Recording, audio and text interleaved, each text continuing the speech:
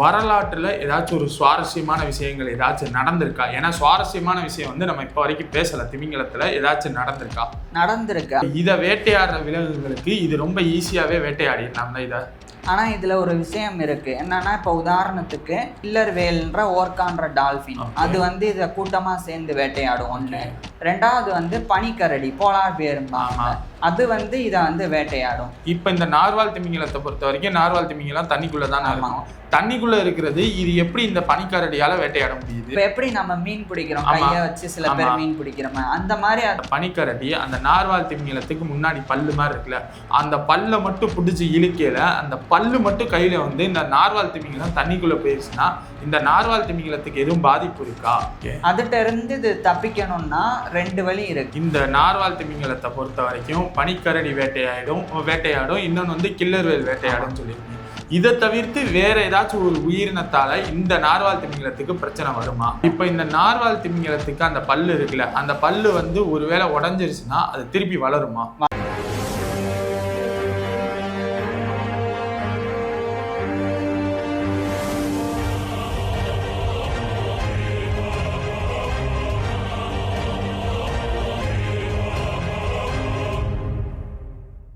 இந்த வீடியோவில் ஒரு சில பேர்த்துக்கு தெரிஞ்சிருக்கும்ல, இதெல்லாம் நாங்கள் பேசியிருக்கோம், இதெல்லாம் எனக்கு தெரியும் அப்படின்னு சொல்லிட்டு. அதை தவிர்த்து ஒரு சில கேள்விகள், இதெல்லாம் உங்களுக்கு தெரிஞ்சிருக்கிறதுக்கு வாய்ப்பு இல்லை.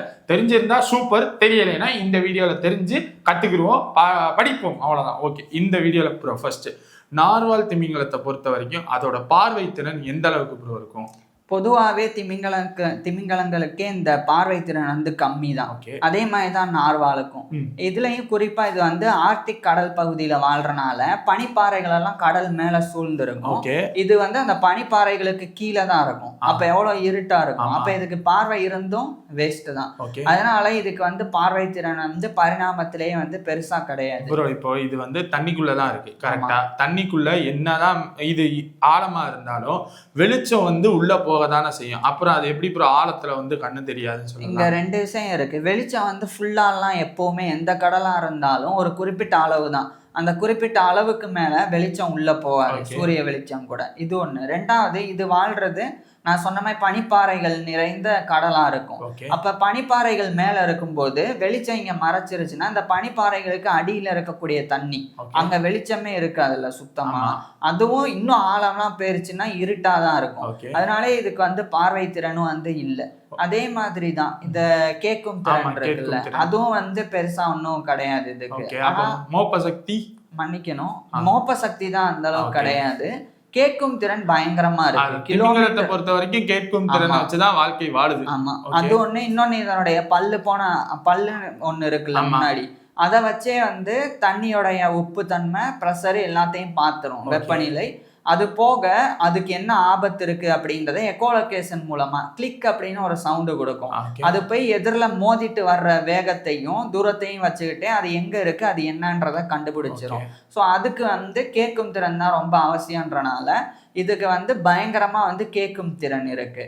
ஸோ விசனை பொறுத்த வரைக்கும் கம்மி தான், மோப்ப சக்தியும் வந்து சுத்தம் இருந்தாலும் இதோடைய கேட்கும் திறனை வச்சுக்கிட்டு இது வந்து நல்லா உயிர் வாழ தகுதி அடைஞ்சிருக்கு. இப்போ இந்த கிளிக் சவுண்ட் இருக்குல்ல, இது வந்து ஏதாச்சும் ஒரு பிளாட்ஃபார்ம்ல இருக்கா? நம்ம அதை வந்து வீடியோல பார்க்கலாமா, கேட்கலாமா? கண்டிப்பா கேட்கலாம். நம்ம இதுல முடிஞ்சா கூட பிளே பண்ணி வீடியோல ஏதாச்சும் கண்டிப்பா கிளிக் சவுண்ட் ஏதாச்சும் இருக்கா? ஏன்னா நமக்கு வந்து ஒரு எல்லா சவுண்டுமே கேட்டிருப்போம், பட் அந்த கிளிக்குன்ற அந்த திமிங்கலத்தோட சத்தம் எப்படி இருக்குன்னு தெரியல. ஸோ அதை வந்து இந்த வீடியோல எப்படியாச்சும் ஆட் பண்றதுக்கு பார்ப்போம். ஓகேவா ப்ரோ? இப்போ இந்த திமிங்கலம் வந்து தண்ணியில வாழுது, கரெக்டா? இந்த தண்ணியில வாழையில இந்த நார்வால் திமிங்கலத்தை பொறுத்த வரைக்கும் எவ்வளவு வேகமா ப்ரோ நீச்சல் அடிக்கும், அதாவது ஸ்விம் பண்ணும்? ஸ்விம் ஸ்பீடு என்ன? இது வந்து ரொம்ப கம்மி. எந்த அளவுக்குன்னா குறைஞ்சபட்சம் 2.9 இருந்து அதிகபட்சம் 8.2 கிலோமீட்டர் வேகத்துல தான் போகும். அதாவது இது 1 மணி நேரம் டிராவல் பண்ணாலே 8 கிலோமீட்டர் தான் போகும். ஸோ அந்த அளவுக்கு தான் அதோடைய வேகமே இருக்கு. ஏதாவது ஒரு ஆபத்து வந்து அதிகபட்சம் 18 கிலோமீட்டர் வேகத்துல தான் இதனால போக முடியும். அதுக்கு மேல இது வந்து போக முடியாது. சரி ப்ரோ, இப்ப இது இவ்வளவு ஸ்லோவா ஸ்விம் பண்றதுனால அப்ப இதை வேட்டையாடுற விலங்குகளுக்கு இது ரொம்ப ஈஸியாவே வேட்டையாடிடலாம்ல இதை.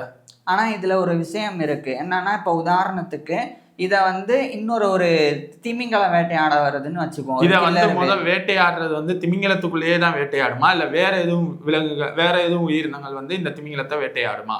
வேற எதுவும் இருக்கு. இப்ப வந்து கில்லர் வேல்ன்ற ஓர்கான்ற டால்பின், அது வந்து இத கூட்டமா சேர்ந்து வேட்டையாடும் ஒண்ணு. ரெண்டாவது வந்து பனிக்கரடி, போலார் பேரும்பாங்க, அது வந்து இத வந்து வேட்டையாடும். எப்படி வேட்டையாடும்னா, இந்த பனிப்பாறைகள்லாம் நிறைஞ்சிருக்கும் போது நடுவுல அங்கங்க வந்து கேப் இருக்கும். அந்த கேப் வழியா மூச்சு விடுறதுக்காக இது மேல வரும்ல லைட்டா, வரும்போது அங்க ஒளிஞ்சு இருக்கும் பனிக்கரடி வந்து. பனிக்கரடின்றது வெளியே இருக்குமா இல்ல தண்ணிக்குள்ள? இல்ல வெளியே இருக்கிறது, பனியில இருக்கு, வெளியே இருக்கிறது. ஓகே. இப்ப இந்த நார்வால் திமிங்கலத்தை பொறுத்த வரைக்கும் நார்வால் திமிங்கலம் தண்ணிக்குள்ள தானே இருக்கும். தண்ணிக்குள்ள இருக்கிறது, இது எப்படி இந்த பனிக்கரடியால வேட்டையாட முடியுது? அதாவது இந்த இப்ப 2 பாறை இருக்குன்னா இதுக்கு நடுவுல தான் இது மேல வந்தாங்க, வந்து மூச்சு வாங்கிட்டு மறுபடியும் உள்ள போகும். அந்த மூச்சு வாங்குறதுக்கு மேல வருது இல்ல, அந்த கேப்ல அது ஓங்கி அடிச்சிரும் இந்த பனிக்கரடி. அந்த ஒரு செகண்ட்ல இந்த பனிக்கரடி வந்து கேட்ச் பிடிச்சிரும் இல்ல அடிச்சிரும். அடிச்சு அதனுடைய பல்லுனால உடம்ப கிழிச்சு மேல அப்படியே இழுத்துரும். ப்ரோ, இது வந்து மேல வர்றது அதிகபட்சம் 5 செகண்ட் மேல வருமா? இல்ல, அந்த மாதிரி இல்ல. மூச்சு வாங்குறேன்னா ஒரு முறை வாங்கினா அடுத்து ஒரு 1/2 மணி நேரம் வரைக்கும் அது மூச்சு தாங்கணும்னா அதுக்கேத்த மாதிரி தான் அது வந்து மூச்சு. இப்போ இது வந்து மேல வந்து இப்ப தண்ணியில இருந்து சட்டுன்னு மேல ஜம்ப் ஆகி தான் வரும், கரெக்டா? இல்ல அந்த மாதிரி வராது, ஜம்ப் ஆயிலாம் வராது. மேல இப்படி வந்துட்டு மறுபடியும் கீழே மேல வந்து அப்ப தலை மட்டும் இருக்கும், பாதி உடம்பு தண்ணிக்குள்ளதான் இருக்கும். முக்காவாசி உடம்பு தண்ணிக்குள்ளதான் இருக்கும். அதனுடைய தலைப்பகுதி தான் வந்து மேல வரும். இப்ப நம்ம தண்ணிக்குள்ள இருந்தோம்னா நம்ம தலை மேல இருக்கும், அந்த மாதிரி தான் இந்த திமிங்கலத்துக்கு இருக்கும். அந்த மாதிரி வரும்போது இது சத்துன அடிச்சு பிடிச்சிரும். இப்ப எப்படி நம்ம மீன் பிடிக்கிறோம் கைய வச்சு, சில பேர் மீன் பிடிக்கிற மாதிரி, அந்த மாதிரி அது வந்து எக்ஸ்பர்ட் போலார் பியர் பொறுத்த வரைக்கும் அங்கேயே வாழ்ந்து பழகினால அடிச்சு மேல வந்து மெல்ல இழுக்கும். அது இழுக்கும் போது இது வந்து அதிகபட்சம் 700 கிலோ இருக்கும், எது போலார் பியர். ஆனா அந்த இது இருக்குல்ல, அது வந்து 800ல இருந்து 1600 கிலோ வரைக்கும் கூட இருக்கும். அதனால கஷ்டப்பட்டு மேல இழுத்து அதுக்கப்புறம் வந்து சாப்பிடும். இப்போ ஒருவேளை இந்த பனிக்கரடி இருக்குல்ல, அந்த பனிக்கரடி அந்த நார்வால் திமிங்கலத்துக்கு முன்னாடி பல்லு மாதிரி இருக்குல்ல, அந்த பல்ல மட்டும் பிடிச்சி இழுக்கல, அந்த பல்லு மட்டும் கையில வந்து இந்த நார்வால் திமிங்கலம் தண்ணிக்குள்ள போயிருச்சுன்னா இந்த நார்வால் திமிங்கலத்துக்கு எதுவும் பாதிப்பு இருக்கா? கண்டிப்பா இருக்கு. ஏன்னா அது பயங்கரமா அதுக்கு வந்து வலிக்கும். இருந்தாலும் அதனால அந்த பல்லு இல்லாமலும் வாழ முடியும். ஏன்னா பெண் நார்வால்களுக்கு அந்த பெரிய நீளமான பல்லு இருக்காது, அதே மாதிரி சில ஆண் நார்வால்களுக்கும் இருக்காது. இருந்தாலும் அந்த வலி பயங்கரமா இருக்கும். நமக்கு எப்படி பல்ல புடுங்கினா வலிக்குமோ அதே மாதிரி வலிக்கும். அதே மாதிரி இதுக்கும் ஆபத்து இருக்குதான்.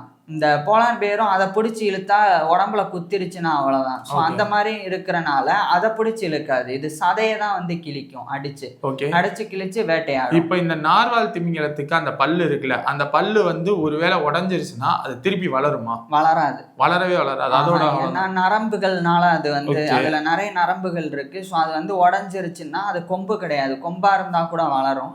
ஸோ அது வந்து வளராது. ஆனா இதுல இன்னொரு விஷயம் என்னன்னா, நான் சொன்ன மாதிரி இந்த பனிக்கரடி வேட்டையாடுது, அதுல இருந்து இது வந்து தப்பிக்கிறது வந்து ஈஸி தான். ஏன்னா இதுக்கு வந்து நான் சொன்ன மாதிரி அந்த எக்கோலொகேஷன் முறை, இது வந்து எங்க என்ன இருக்குன்றத அதை வச்சே சென்ஸ் பண்ணும், காதை வச்சே வந்து கேட்டுற முடியும். அதே மாதிரி இது மேல வரும்போது அடிச்சா கூட இது வந்து தண்ணி கடியிலேயே போயிருச்சுன்னா, அது பிடிச்சி இழுக்கிறதுக்குள்ள தண்ணி கடியில போயிருச்சுன்னா காயத்தோட வந்து தப்பிச்சிட முடியும். அந்த மாதிரி நடக்கும். ஆனா இதுக்கு ரொம்ப ஆபத்து வந்து நான் சொன்ன கில்லர் வேல். ஏன்னா அது ரொம்ப புத்திசாலித்தனமானது, பெரிய திமிங்கலத்தையே வேட்டையாடக்கூடியது அந்த கில்லர் வேல். அதுட்ட இருந்து இது தப்பிக்கணும்னா 2 வழி இருக்கு. ஒண்ணு, இது வந்து ஸ்பீடா நீந்தி ஆகும். ஆனா இதனால அதிகபட்சமே 18 கிலோமீட்டர். ஆனா கில்லர் வேல் வந்து 56 கிலோமீட்டர் அதிகபட்சம். ஸோ ஸ்பீடு பொறுத்த வரைக்கும் கில்லர் வேல் தான். ஆனா ஆழம் பொறுத்த வரைக்கும் இது பயங்கரமான ஆழத்துக்கு வந்து நீந்தும். கிட்டத்தட்ட 1500 கிலோமீட்டருக்கு ஈஸியா மீட்டருக்கு ஈஸியா உள்ள போயிடும். 1500 மீட்டர்னா 1.5 கிலோமீட்டர். அங்க இருந்து இது அதிகபட்சம் 2370 மீட்டர் வரைக்கும் போயிருக்கு. அதாவது அடிக்கணக்குல சொன்னா 7780 அடி ஆழத்துக்கு, கடல் ஆழத்துக்கு வந்து இந்த நார்வால்னால போக முடியும். ஆனா இதுல 3ல் 1 பங்கு தான் கில்லர் வேல்னால போக முடியும். அது வெறும் அதிகபட்சம் 500 மீட்டருக்கு தான் இறங்கும். ஒரு 1/2 கிலோமீட்டர் அளவுக்கு தான் இதை வந்து பிடிக்கிறதுக்காக போகும். அதுக்கு மேல அதனால கீழே போக முடியாது. ஏன் போக முடியாது? ஏன்னா தண்ணியோடைய ப்ரெஷர்னு ஒண்ணு இருக்குல்ல, அது வந்து பயங்கர அழுத்தமா இருக்கும். அதை கில்லர் வேலோடைய உடம்பு தாங்காது.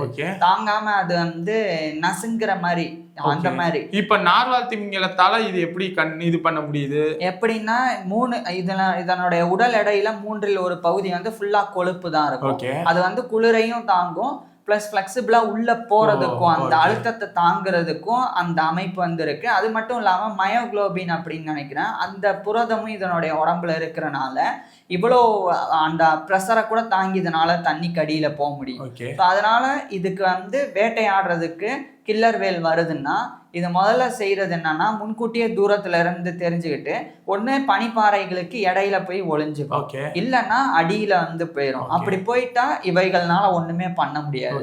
அந்த நிலைமை. இப்போ இந்த நார்வால் திமிங்கலத்தை பொறுத்த வரைக்கும் பனிக்கரடி வேட்டையாடும், இன்னொன்னு வந்து கில்லர் வேல் வேட்டையாடும் சொல்லியிருக்கீங்க. இதை தவிர்த்து வேற ஏதாச்சும் ஒரு உயிரினத்தால இந்த நார்வால் திமிங்கலத்துக்கு பிரச்சனை வருமா? பிரச்சனை வராது. இப்ப இந்த வரும் அப்படின்னா இதோட குட்டிகளுக்கு வரும். குட்டிகள் தனியா பிரிஞ்சு வராது. குட்டிகளுக்கு வந்து சுறாக்கள்னால வரும். பெரிய பெரிய சுறாக்கள் வந்து இதை வந்து வேட்டையாடும். இருந்தாலும் இதுக்கு வந்து இந்த கில்லர் வேல்ட்ட இருந்தும் பனிக்கரடிட்ட இருந்தும் தான் வந்து தப்பிக்கிறது ரொம்ப முக்கியமானது. ஏன்னா இது வாழ்ற அந்த கடல் பகுதி அந்த மாதிரி.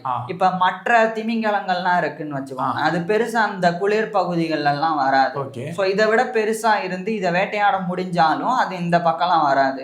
ஸோ இந்த பக்கம் இருக்கு அப்படின்னா அது வந்து சுறாக்கள் இருக்கும். சுறாக்கள்கிட்ட இதனுடைய குட்டிகள் மாட்டும், இது வந்து தப்பிச்சிட முடியும். ஆனால் இதனுடைய குட்டிகளை அது வந்து வேட்டையாடிடும்.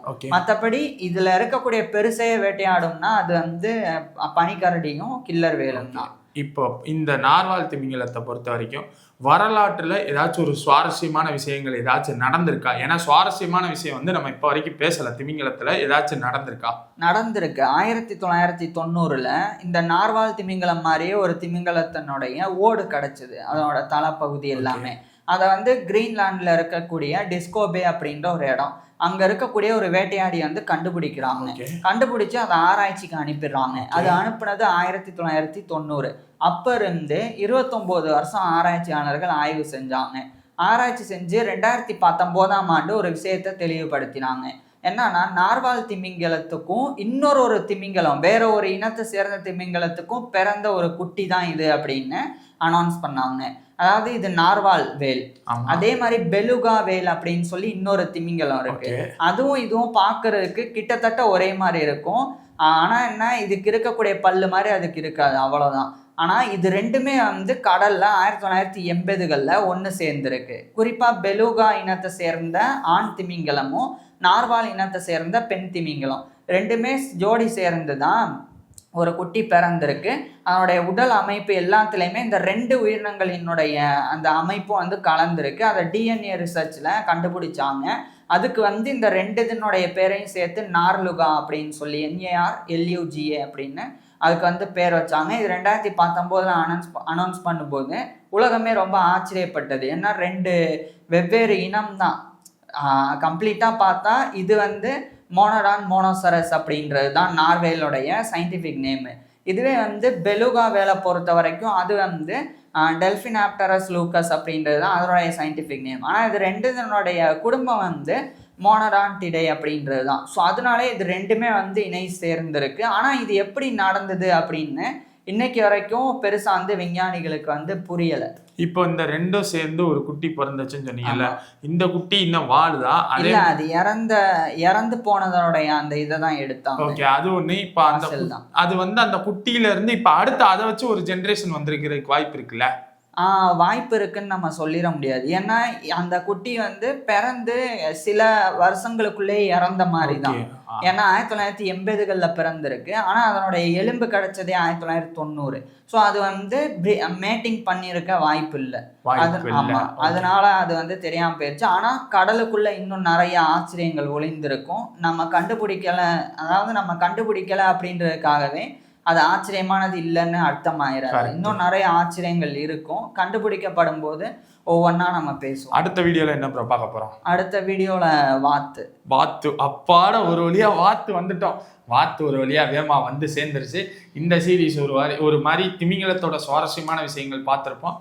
அடுத்த சீரீஸில் கண்டிப்பாக வாத்தோட வந்து பார்ப்போம்னு நம்புகிறேன். ஏன்னா ஸ்லோவாக வந்திருக்கோம். ஸோ ஸ்டெடியாக வாத்து வந்து சேரும் அப்படின்னு நம்புகிறோம். உங்களுக்கு ஏதாச்சும் ஒரு சில உயிரினங்கள் இருக்குல்ல, இதை பற்றி பேசுங்க அப்படின்னு சொல்லி, அப்படி ஏதாச்சும் உயிரினம் இருந்துச்சுன்னா அதை கீழே கமெண்ட்டில் சொல்லுங்கள். அதை பற்றி தனியாக ஒரு சீரீஸே போடும். அடுத்த வீடியோவில் என்னோட ஃபேவரட் வாத்தோட வந்து சந்திக்கிறோம். தேங்க்யூ.